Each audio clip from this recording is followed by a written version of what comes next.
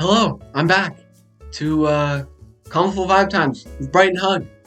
Yeah, it's been a while. It's been 6 months.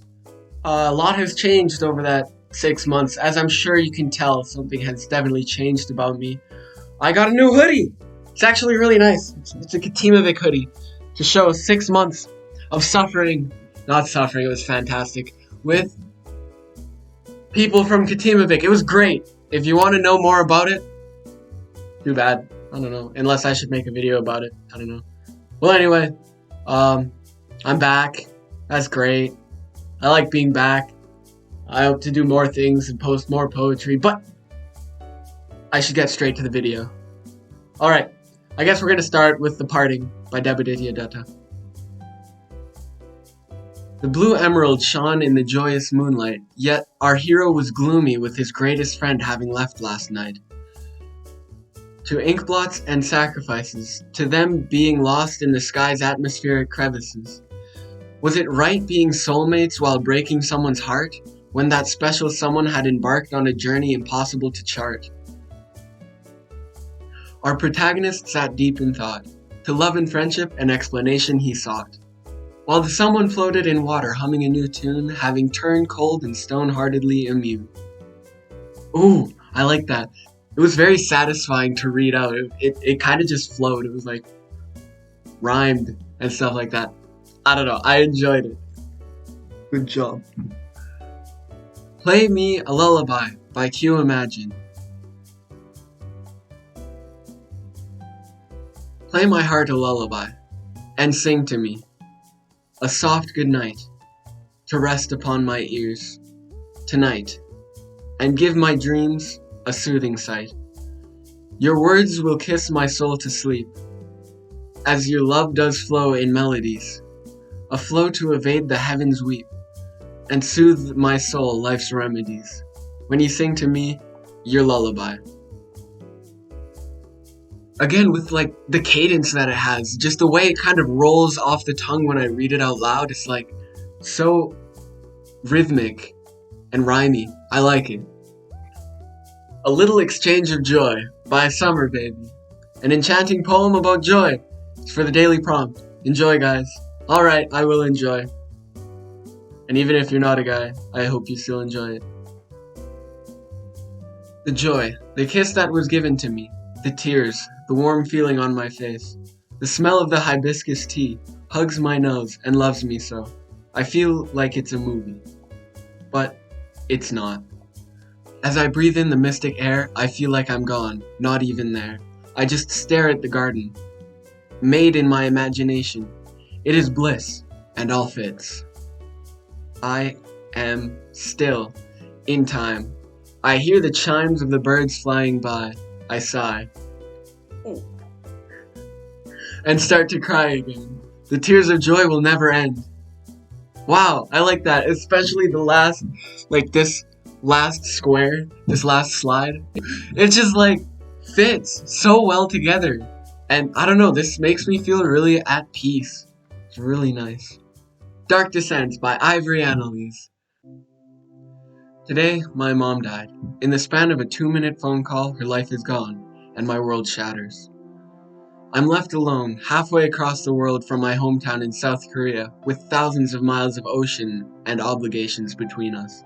Suddenly, the pristine streets of London no longer hold my interest. The Thames is a muddy patch of misery, its banks overflowing with thousands of tears. All I want is home and the comfort of her arms around me. The familiar comforts of home, the sugar-sweet scent of her perfume, the spicy rice cakes she'd make whenever our days went poorly. Even the sound of her reprimanding my siblings and me are now forever missing from my life. I miss the way her brow crinkled when she was upset and smoothed out with her smile. I no longer have a comforting place to hide whenever my tears are heavy. My mom had been walking my dog, a short little thing called Bada, when she'd slipped, hitting her head before disappearing beneath the Yongsan River. She'd drowned before anyone could save her. And I, her only son, had been on a stage living a perfect dream, my band members bright stars beside me. We're on a world tour, celebrating our music with the thousands of fans who've brought us fame. This tour is a highlight of my career, but no longer of my life. My family tried to call me, but it had only went to voicemail. I'd made a habit of leaving my phone backstage, silenced, so it didn't distract anyone. Because of this, the staff hadn't seen it ring. There was no warning when I called back, only an unusual amount of calls when they knew I'd be busy.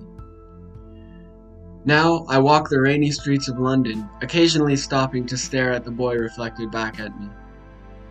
Those dark eyes are haggard, drooping with every drop of rain, tears still wet from them, dropping to the wet pavement below. My lips hold no smile, frowning at every passerby, wishing to express my despair with every downturn. I want to scream about the injustice my family has been dealt, but no words leave my mouth. I kick a puddle, scattering my reflection. Waves ripple, doubling back on themselves whenever they hit an edge. It's painful to look at my face, knowing the woman who created, nurtured, and cared for it is gone like a drop in this rippling puddle. This grief collects just like that rain, steadily growing larger. It's all-consuming, and I'm afraid I'll never find my way to the surface again. However, I know I must. The world continues, and people rely on me and my music to make their lives more bearable. Who will sing their hopeful anthems if I can't even muster a smile?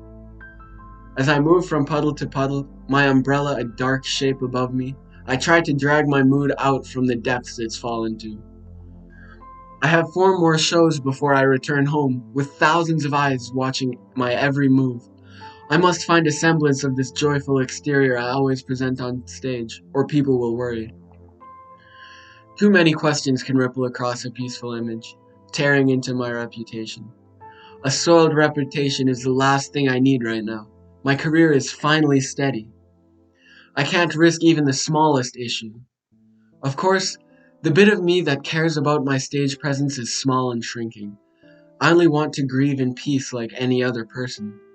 I need the comfort of my shattered family at the moment, not the questioning stares of my fans. More than anything, I want my mom. I stop at a park bench, sitting before sinking my head into my hands. Beside me, my umbrella floats to the ground, letting the rain pour over me. I barely feel it. In the peace and anonymity of a bustling city park, I let myself cry. However, even if I remain anonymous to those Londoners, I'm not truly alone. I have security and a manager with me at all times. They let me cry, giving me a small bit of space to mourn. I'll take whatever I can get. They focus on their job, keeping the cameras at bay while my tears come. I don't care what those flashing films capture. My shaking shoulders and wet sobs only inquire a few cursory glances in the busy park. I sink into the pain with little care. The rain falls in soft patters around me, a faint sound that would typically be soothing. Time passes with each small drop. It's only when my manager taps on my shoulder that I realize it's stopped raining. The sun is bright and burning in the sky, just past its highest point. "We have to go, Mr. Seal. Everyone's waiting for you at rehearsal." His words are soft, his eyes even softer. He doesn't want to pull me from my grief, but I have a job to do, despite any personal tragedies that might befall me. I send him a small, shaky smile, trying my best to stop the tears that threaten. The soft-eyed manager hands me a handkerchief and holds his umbrella above me. Water pours over him, but he doesn't seem to mind. He's preoccupied, his mind wandering as his free hand worries a corner of his jacket.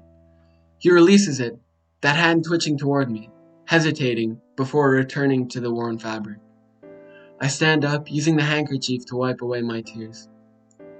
I take a settling breath in before I face the world, my shoulders square. Then I pick up my own umbrella, shaking the water from it. Though I'm already soaked, I hold it above me anyway. Pretenses are all I have now. With him in the lead, we head back towards the rehearsal space.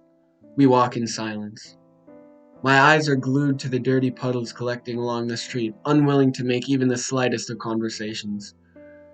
I've barely had time to comprehend my mom's death, but I know soon I'll have to push it aside and focus on my job. Oddly, I don't mind. It's better if I stay occupied, instead of dawdling on what can't be changed. Just before we part ways, me joining my friends and him joining the staff, the man stops me. His fingers stop worrying the fabric of his coat. It's a crumpled mess now, but he pays it no mind. He hesitates, his jaw clenching before finally reaching out to hug me. His grip is firm, reassuring. I don't know who needed it more. In the 7 years we've worked together, though he's always been supportive, he's never hugged me. This first hug is a comfort. I welcome it. I'm sorry, Jisung. Wow. That was really good. I think that's one of the best stories this length I've read on Commaful. I could feel the emotion. It was so heavy, but so well written. Oh wow. And this is even a short piece of a longer short story. Wow. Yeah, check it out. Obviously all the links to everything that I read is gonna be in the description below. I sound like a YouTuber when I say that. I kind of am, I guess. I mean, if I'm on YouTube right now, and if you're watching this on YouTube, I'm technically a YouTuber. Colors of Arena by Alana D. Chuffed and buoyant Saturday evening. Arena bunged with beatitude and excitement, like chromatic and sweetmeat sprinkles, ornamenting a flat and arid cake. Stage light staring at that shining talent, who's inspiring the blissful flowers of Arena, melody swallowing despondent thoughts, energizing the dull and broken colors. Thousands of hands shaking in the air, waiting for a clap from a golden hand. Gifts, handshakes, and selfies to these diamonds, joyous tears expounding their love and respect. The most cherishing and stimulating moment for all the pale and downhearted flowers. They're the smile for that special stone, whose passion is to give a shine on their faces. Wow, that's pretty good. I really want to go to a Caravan Palace concert because they are so good. I'm absolutely obsessed with their album Chronologic, and I don't know, all of their music in general. I could just listen to it on repeat forever. Colors Renew by Mike Mez. Find the colors inside yourself. The paint is starting to dry in the remodeling of my life. I still need to add more colors, but for now it's pretty nice. The old paint is getting covered, but there is still plenty to do. Aged indentations are in need of patching. It will take me time to get through. I'm starting to see lots of progress. I'm further along than what I knew. I'm happy with the whole process, for all the beautiful colors renew. Working with what I have on hand, and things I've hidden upon a shelf, finding shades I didn't know I had, along with these new colors inside myself. You can't make anyone happy if you're not happy with yourself. Even though some colors aren't fancy, it's worthwhile for me to share. Still a little rough around the edges. I know a strip of sandpaper will tone. It's alright, they show character instead, so maybe I'll just leave them alone. Wow, that's incredible. I get, uplifting vibes about kind of be yourself and show who you truly are on the inside. I really love the rhythm in the rhyme. I'm thoroughly impressed with everything I've read in this episode. I think wow, I'm just amazed. Everything has been so fantastic so far. But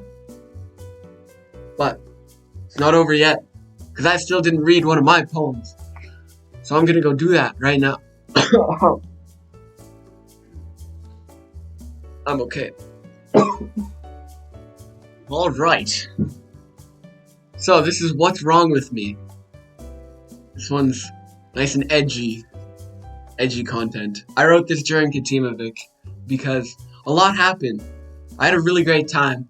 I learned a lot, and in order to learn, you have to go through a lot of uncomfortable experiences. So I had my fair share of uncomfortable experiences, but they've made me a better person as a whole in the end, so it was worth it. What's wrong with me? I should feel so elated. Instead, I feel dead. All my laughter has faded. My life feels degraded. My weary smile's jaded. Instead of fulfilled, I feel emaciated. I thought I found truth, but it's all just a lie. I feel like a star that's been torn from the sky. My shine has gone dim, all my lights are awry. I can try to be spry, but the fire inside died. So, I guess that's it. Hope you have a good day. See ya.